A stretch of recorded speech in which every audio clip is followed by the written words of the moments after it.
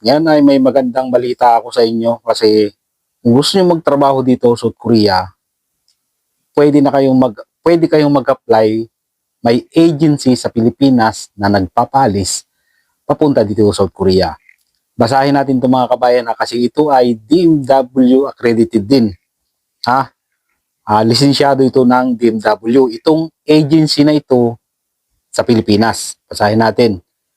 Mission Way Manpower Services Incorporated. Naka-Korean pa yung Josikwe sa Sammunjonyok. DMW Accreditation number 104-74574. Ito. Urgent hiring in South Korea electrical workers lineman. 500 KY transmission line project. Ito ang qualification, 5 years minimum experience in transmission line, age requirements, 42 years old below. 42 years old ang age limit. Kindly send your update resume with certificate of employment, passport, and other supporting documents to report our office from screening and look for Miss Arlene, 3rd floor B. Email missionway recruitment@gmail.com. Ayun.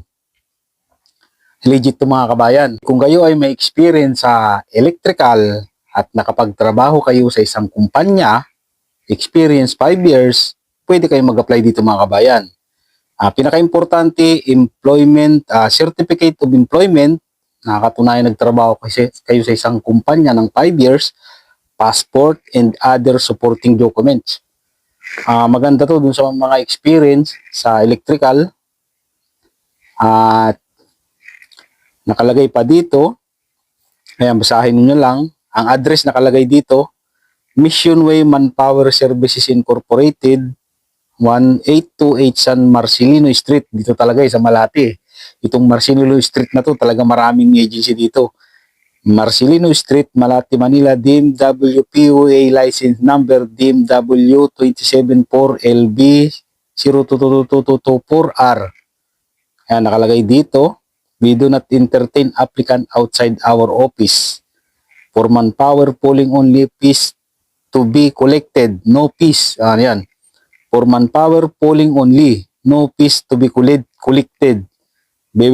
Beware of illegal recruiters and human traffickers. Legit talaga ito mga kabayan.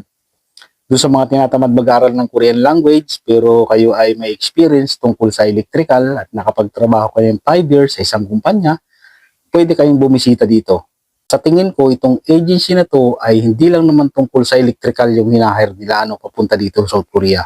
Siguro may mga nag-a-apply dito mga professional katulad ng teacher, skilled welder, katulad ito, skilled sa electrical. Nagtataka kayo kasi agency ito, di ba?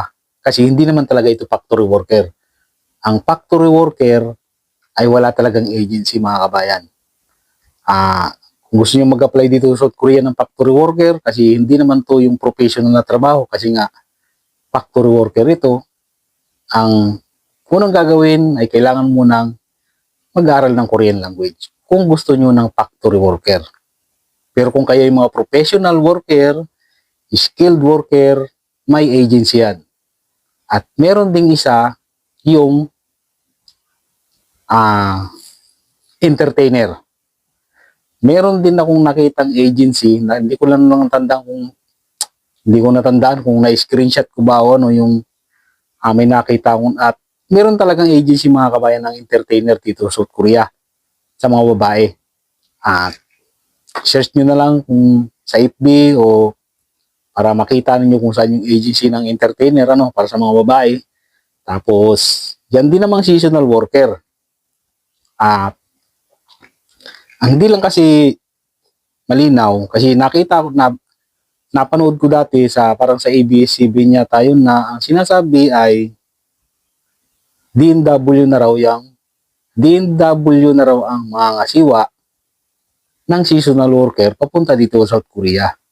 Pero hanggang ngayon, ang ang dami pa rin nag-a-apply ng seasonal worker sa mga LGU, sa mga munisipyo. At nakakaalis naman, ewan. Hindi ko alam kung anong nangyari. Siguro hindi pa talaga i-implement ng na sila talaga yung mga ngasiwa. Ang applyan pa rin ng seasonal worker dito sa South Korea ay nasa mga munisipyo pa rin. Gusto nyo magtrabaho ng seasonal worker papunta dito sa South Korea ay pwede kayong magtanong sa LGU na malapit sa inyo, sa munisipyo. Magtanong kayo doon kung nagpo-proseso ba sila ng seasonal worker papunta dito sa South Korea.